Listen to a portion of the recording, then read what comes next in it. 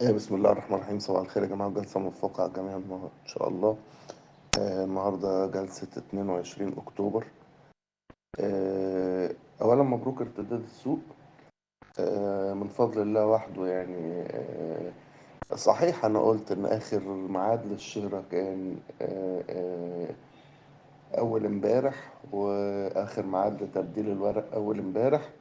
إنما للأمانة يعني إيه، ما أقدرش أنسب فضل لنفسي ان انا كنت متوقع ان الشمعة تبقى بالمنظر ده او الارتفاع يبقى مبهج ويبقى بالمنظر ده. طبعا اولا هو ما ينفعش يبقى شمعة بالمنظر ده بحجم التداول المرتفع ده، يعني احنا عاملين 4.25 تقريبا مليار. مبدئيا كده ما ينفعش ان انا اقول عليه ان ده صعود تصريفي على الاطلاق. لا، ده كده اسمه تكوين قاع. صحيح هو مش أعلى من القاع اللي قبليه، ولكن هو بيحاول إن هو يكون قاع جديد في المستوى ده. قاع على المستوى الديلي أو الويكلي، يعني هو أقل طبعا من القاع السابق، ولكن خلينا نبص لنص الكوباية المليان. المهم إن إحنا كونا القاع تقريبا من عند سحابة الأوشيموكو اللي اتكلمنا عليها امبارح، يعني من عند مستويات 29 180. أو يعني إحنا كنا متفقين إن هي 176، يعني فرق 4 نقاط. فالحمد لله من فضل الله وحده يعني. طيب النهاردة بإذن الله تعالى بأمر الله، يعني إن شاء الله نستكمل رحلة الصعود. ده المفروض كويس. أو ده الطبيعي، يعني مش بقول حدث جديد يعني. كويس. أول مقاومة لو هناخد بقى الموضوع من وجهة نظر الكلاسيك.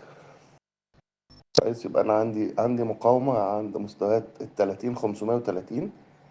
دي موفينج، وبعديها ال 30 787. والأهم على الإطلاق إن أنا أعتلي مستوى ال 31 0 41، ولو حتى ببونت.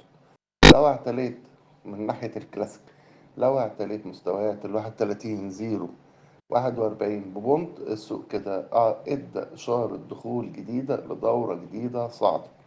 احنا عدينا كده أي يعني عملنا كده هاير هاي، اللي هي يعني قمة أعلى من القمة السابقة المتكونة يوم 16/10. أنا في تخيلي أو من وجهة نظري يعني إن شاء الله إن إحنا في طريقنا إن إحنا نعملها، لأن مستويات المؤشرات الفنية كلها كانت في الحد الأدنى أو الحد الأقصى بقى للتشبع البيعي.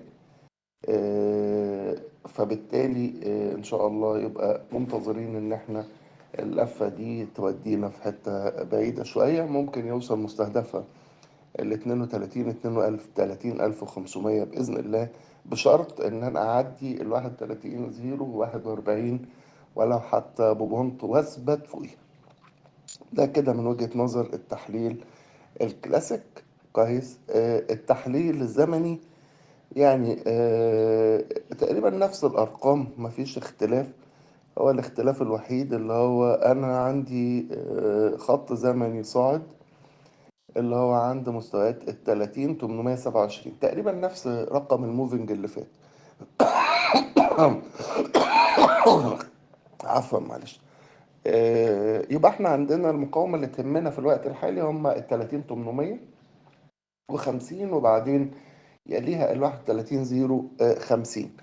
كويس. لو اعتلتها ان شاء الله يبقى انا خدت خط زمني تاني، المفروض واصل معايا كده لغاية مستويات 32,533، يعني ازيد شوية من الكلاسيك بحوالي 500 نقطة.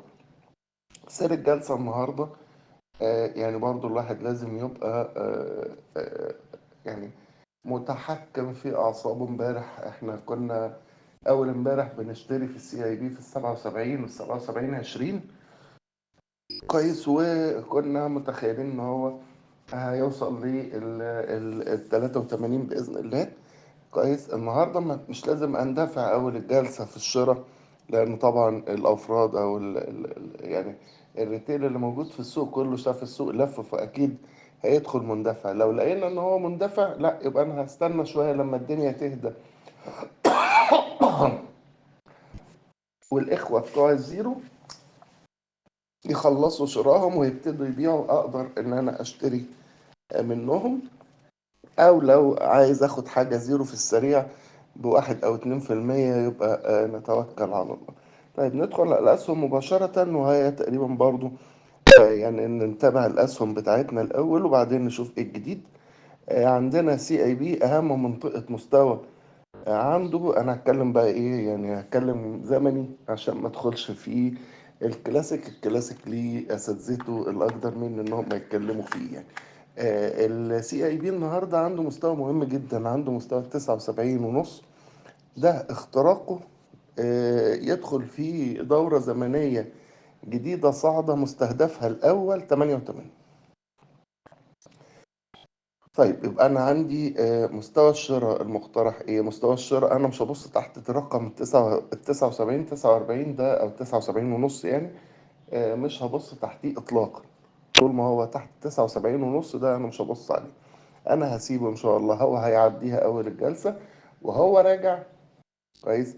ممكن اخده لغاية حتى 79 90 يعني، بس اخده وهو راجع.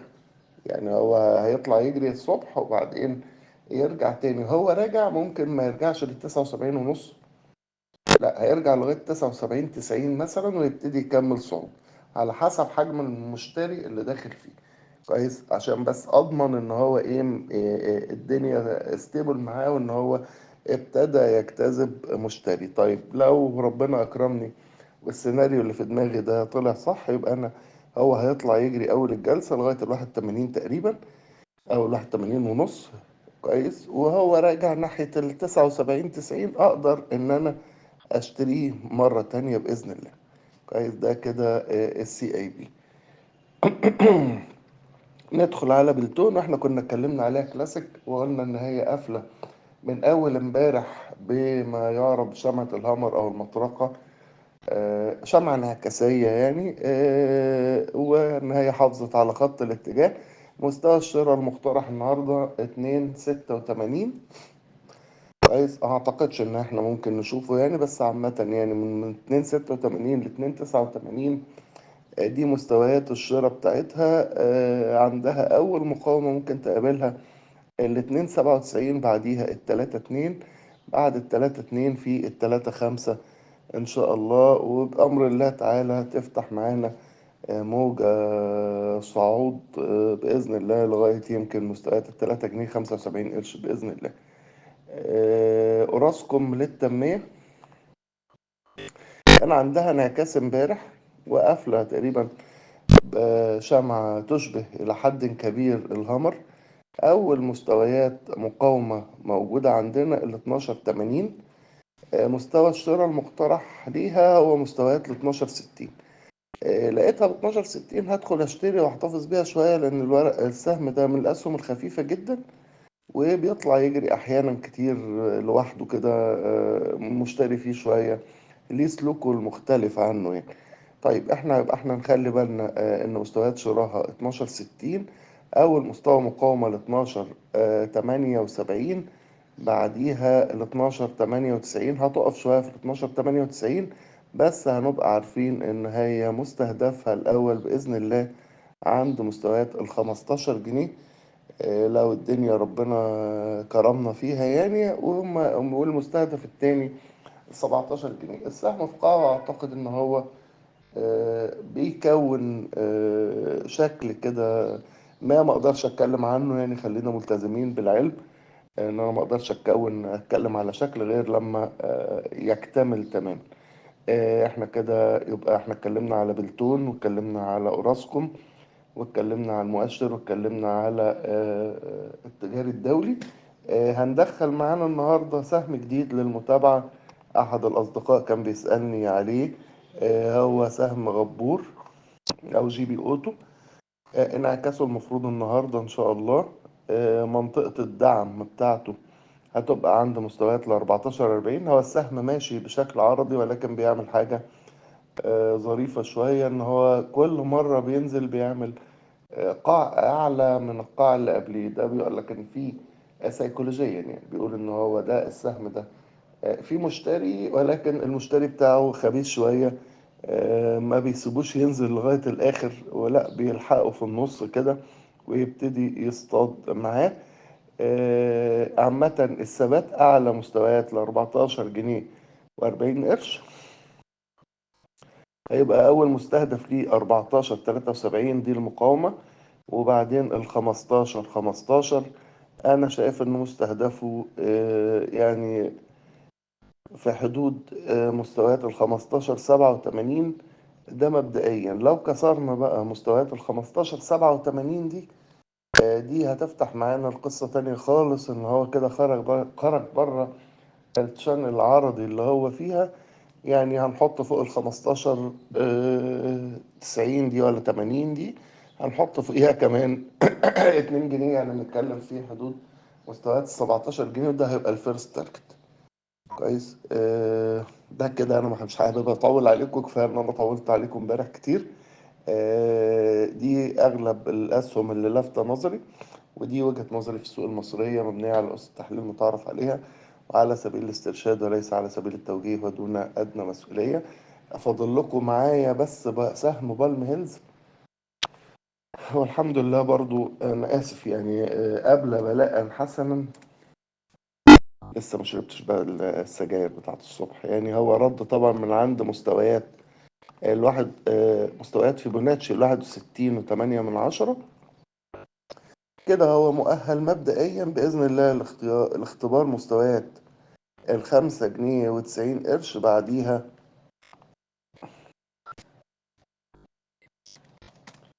احنا كنا مدين له الحقيقة سعر الشراء امبارح ال5 جنيه و6 قروش، ولكن للأسف ما جابهاش.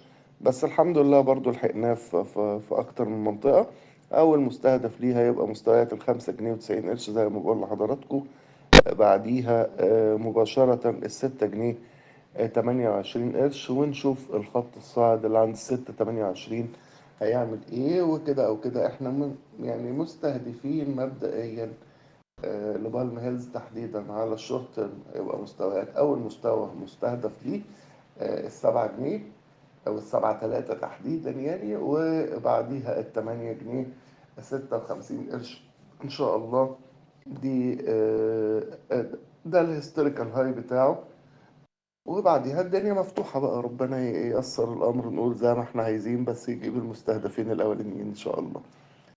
دي يعني دي وجهة نظري في السوق المصرية مبنية على أسس التحليل المتعارف عليها على سبيل الاسترشاد وليس على سبيل التوجيه ودون أدنى مسؤولية. تحياتي ودمتم سالمين. محمد جبل.